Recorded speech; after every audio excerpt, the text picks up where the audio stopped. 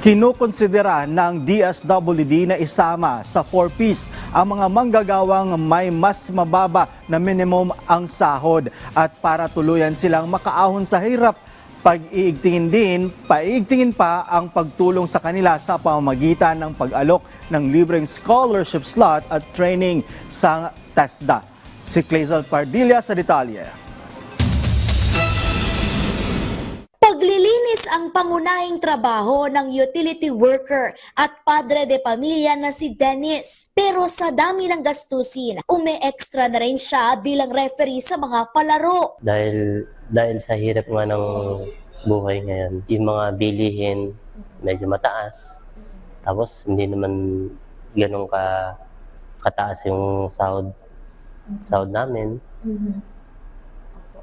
Lalo na may pinag-aaral pa. Security guard at mga manggagawa na mas mababa sa minimum ang sahod na may mga anak na pinag-aaral, kinukonsidera ng Department of Social Welfare and Development na isama sa Pantawid Pamilyang Pilipino Program o 4Ps. Ayon sa ahensya, bahagi ito ng enhancement na gagawin ng DSWD. Sa ilalim ng 4Ps, kaya para kay Dennis na may high school student na anak. Araw-araw yung pamasahe, baon.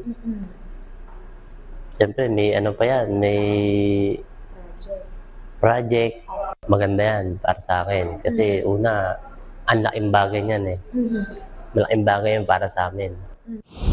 Para lalo pang matulungan ang mga 4Ps na makaahon sa hirap, nagkasundo ang DSWD at Technical Education and Skills Development Authority nang paigtingin ang tulong para sa mga pamilyang graduate ng 4Ps. Sa ilalim ng isang Memorandum of Agreement, mag-aalok ang TESDA ng libreng scholarship slots, skills training at certification para sa mga kwalipikadong benepisyaryo ng 4Ps, habang ang DSWD naman ang tutukoy sa mga kalahok. Layo nitong matulungan sila na makahanap ng maayos na trabaho at magkaroon ng disenteng kita. Alinsunod ito sa direksyon ni Pangulong Ferdinand R. Marcos Jr. na bigyan ng maayos na edukasyon at kapaki-pakinabang na kasanayan ang mga graduate na hindi lamang susi sa pag-angat ng pamumuhay ng bawat pamilyang Pilipino, kundi makatutulong din para mapaunlad ang ekonomiya ng bansa.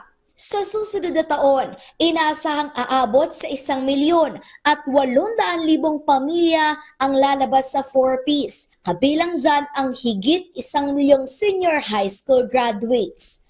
Clazel Pardilla para sa Pambansang TV sa Bagong Pilipinas.